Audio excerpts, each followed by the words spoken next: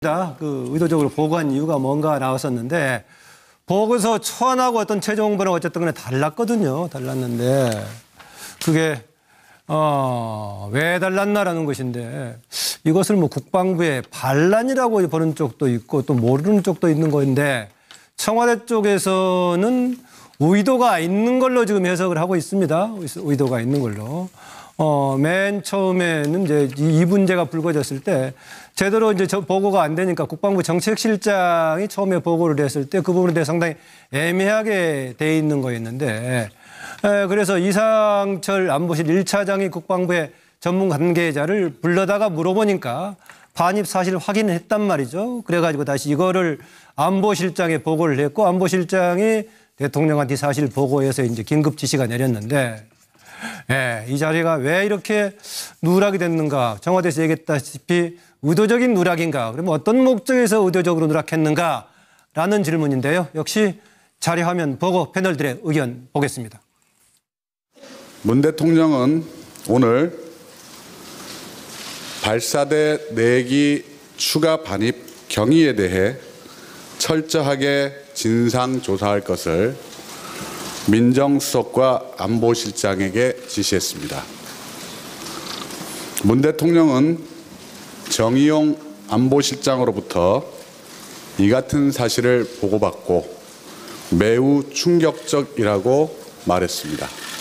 문 대통령은 어떤 경위로 4기가 추가 반입된 것인지, 반입은 누가 결정한 것인지, 왜 국민에게 공개하지 않고 새 정부에도 지금까지 보고를 누락한 것인지 등도 진상조사라고 지시했습니다. 사드 부지에 대한 전략적 환경 영향 평가를 회피하기 위한 것 아닌가 하는 의혹에 대해서도 조사를 지시했습니다. 국방부에 강하게 책임을 물어야 될 것이 그런 식으로 불성실하게 뭐 그 정도도 몰랐냐 우리가 구두로 얘기하지 않았냐 이럴 거라면 빨리 전부 사퇴해서 집으로 돌아가시는 게 낫겠습니다. 지금 국가는 정권을 떠나가지고 영속성이 있는 건데 새 정부가 지금 아무것도 모르고 있어요. 이 사드 배치 검토 결정 반입 과정 배치 결정 아니 그러면서 지난 정부에서 그 대선 한복판에 이거를 몰래 들어오고 나서 이제 기정사실화 해버리는 전략인데 그렇다면은 현 정부하고는 안보 안 하겠다는 얘기 아닙니까? 대선 과정에서 문재인 그 당시에 후보가 뭐라고 말씀하셨냐면은 이 사드의 추가 배치 문제를 비롯해 사드의 문제를 주변국과 협상 카드로 쓰겠다 그랬습니다. 그렇죠. 내가 이 사드 문제를 외교적으로 풀겠다고 하는 기회 자체를 제거해버리겠다는 얘기 아니냐, 국방부가. 이렇게 해석할 수가 있는 것이죠. 네, 초안과 최종본 의견 다른 거 결국은 보고 누락했던 이유 아니면 의도를 좀 묻는 겁니다. 김광덕 부장님. 네, 일단 국방부는 이런 생각을 한 것 같아요. 원래 당연히 자세히 보고하고 신속하게 보고해야 될 사항인데 대충 넘어가려고 그랬던 것 같아요. 대충 넘어가려고 했다. 왜 그럼 대충 넘어가려고 그랬느냐. 뭐 대선 과정에서부터 사드에 대해서 이 절차 문제라든가 여러 가지 투명성 문제라 이런 여러 가지 측면에서 이 문재인 정부가 굉장히 비판적인 시각을 갖고 있다는 걸 알기 때문에 그거를 자기가 잘못 보고했다가는 그거를 자기가 책임을 뒤집어 칠까 봐 얼버무려서 넘어가려고 했다. 얼버무려 대충 넘어가려고 했다는데 그 자체가 아주 잘못됐고요. 아주 잘못됐고 또 한번 반복해서 지적하지 않을 수 없는 게 새 정부의 외교안보 라인이 이게 얼마나 중요한 문제입니까? 그러면은 이거를 불러다가 신문에도 이렇게 나왔고 이렇게 했는데 이게 정확히 밝혀라라고 하면서 바로 집권하자마자 하루 이틀 지나서부터 당연히 그래야 되는 거죠. 그리고 그 사이에 북한의 미사일도 쏘고 그랬는데 그럼 NSC에서 지금 현재 사드는 어떻게 돌아가고 있습니까? 라든가 이런 걸 당연히 논의했어야 되고 그런 것도 모르고 미국이라든가 중국의 특사로 가서 그러면 물어봤을 때 어떻게 설명하려고 그랬습니까? 그러니까 그런 거를 또 반성을 해야 됩니다. 김영주 전 의원. 간단히 말해서 국방부의 아래 사람들은 새로운 정부에 대해서 성실하게 보고를 하려고 했던 것 같고요.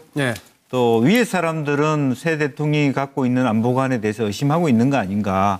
제일 심각한 것은 안보의 문제에 있어서 새로운 대통령에 대해서 소통하지 않으려고 하는 의도가 있다 그러면 매우 잘못된 것이다. 그렇게 보여집니다. 예, 이스라엘의 의도가 반영된 것처럼 얘기를 했네요. 정기남 소장. 기본적으로 사드 비밀주의가 문제거든요. 문제의 본질이거든요. 기본적으로 사드 비밀주의라 그러면 밀실에서 결정하고 일방적으로 일방통행식으로 결정했던 박근혜 정권에서 그렇게 해서 결정된 게 사드 문제지 않겠습니까? 네. 그런 문제가 초안에는 내기 캠프 반입이 적시돼 있었지만 이게 중간에 보고 과정에서 국방 관료들에 의해서 고의에 의한 저는 삭제가 있었다. 네. 이렇게 보여지고요. 이게 추가 반입 이 부분은 이 국방부 이 사드 비밀주의를 깨는 정책적 결정 못지않게 지금 국방부 내에 이른바 적폐 세력으로 얘기되고 있는 네. 이런 어떤 사드 비밀주의를 지금까지 유지해오고 관철시켜온 국방 고위 관료들에 대한 인적 청산으로 이어질 수밖에 없는 지금 상황이 된 것 같다. 이런 판단입니다. 네, 황정우 소장. 저는 이렇게 봅니다. 결국은 사드 알박기라면서 정권 바뀐 다음 날부터 고소 고발 들어오고요. 한민구, 김관진, 황교안 등에게 결국은 이 문제를 갖다가 불편하게 반대하는 새 정권이 있다 보니까 단체 고소 고발 얘기하는 거죠. 무의식 하에 이 문제에 대한 앞으로 청문회도 있을 거고 다 있을 거라고 이렇게 예정됐는데 당사자들은 당연히 방어적으로 국회 청문회 열릴 걸로 보세요? 네, 그렇게 지금 저는 열릴 거라고 봅니다. 네. 예, 그렇게 방어적으로 갈 수밖에 없었다라고 보지만은요.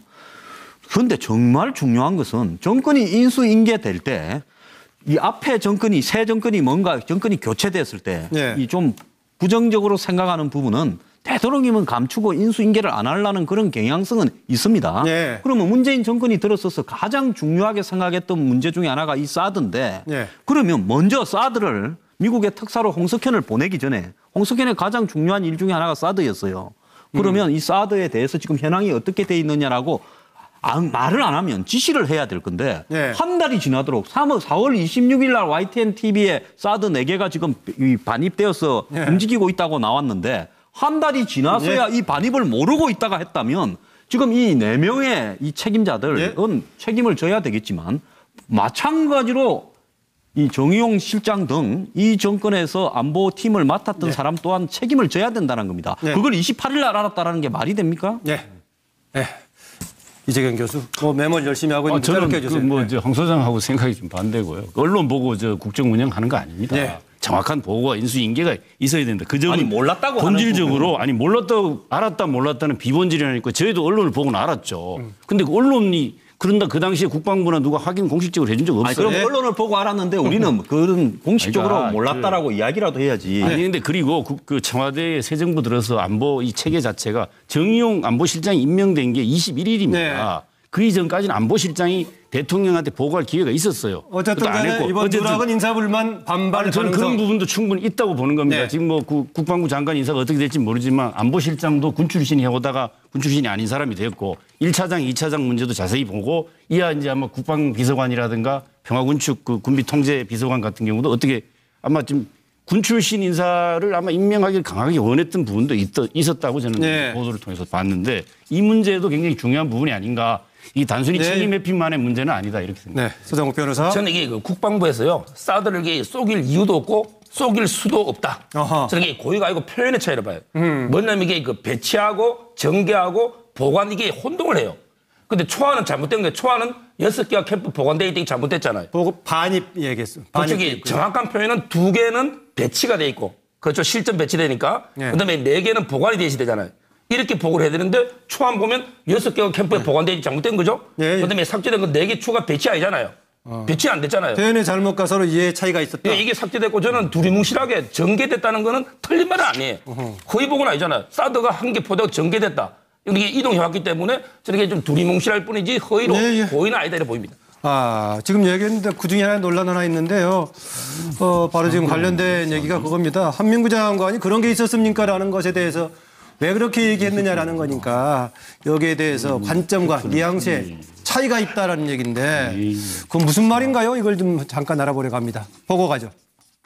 그러니까 정우영 실장이 그 사드 얘기를 들여왔다면서요라고 얘기를 했을 때 장관님께서 그런 일이 있었습니까라고 얘기를 하셨다고 이제 그 청와대에서 발표했는데 현재 이 일이 기본적으로 조사가 진행 중인 일이기 때문에 제가 그 개별적인 사안 하나하나에 대해서 가부와 이런 것들을 말씀드리는 것이 전체적인 상황을 정리하는데 도움이 되지 않을 것 같습니다. 다만 이 대화를 하다 보면 그 서로 관점이 차이가 날 수 있고 어떤 뉘앙스의 차이라든지 이런 데에서 그러한 차이점이 있다라고 이렇게 얘기가 되지 않나 그런 생각이 들고. 사드 4기가 추가로 들어왔다면서요? 그런 게 있었습니까? 그런 게 있었습니까? 그런 게 있었습니까? 아, 그런 게 있었습니까? 그런 게 있었습니까? 보니까 마지막은 안철수 전 후보가 아닌데 그 흉내를 낸 것 같네. 지금 톤의 차이 같은데요. 시간도 없고 하니까 지금 한민구 장관의 발언 듣고 어떻게 느끼셨는지 어떻게 해석하는지 정기남 소장부터 쭉 돌아가면서 얘기 마치기로 하죠. 우선 한민구 장관 발언 상식적이지 않고요. 네. 나는 억울해요라고 지금 이렇게 주장하고 있는 것 같아요. 저는 기본적으로 그 검찰의 돈봉투 사건이 검찰 개혁에 뇌관으로 작동하듯이 이번 그 사드 비밀주의 또 고의 은폐 의혹 보고 논란이 국방부의 적폐청산, 인적청산에 이은 국방개혁으로 수순으로 갈 수밖에 없는 상황이 됐다. 이런 판단. 네, 김광덕 부장 한마디 듣고 마칠까 합니다. 일단 저는 이러한 내용이 사드 얘기가 들어왔다면서요. 그리고 그런 게 있었습니까라고 지금 국민들이 알 듯 모를 듯한 이러한 내용을 브리핑을 이렇게 하면서 혼선을 자초하는 것도 문제고 이거를 뉘앙스 차이가 어쩌고저쩌고 하는 국방장관의 이야기가 이해될 수가 없고요. 이거를 이런 뉘앙 정확하게 두 사람이 만났을 때 정확하게 이야기했어야죠. 여기서 오늘 마쳐야 할 것 같습니다. MBN 뉴스 와이드 오늘 여기서 마칩니다. 이어서 김주아 앵커가 진행하는 정통 종합 뉴스 MBN 뉴스 8이 이어집니다.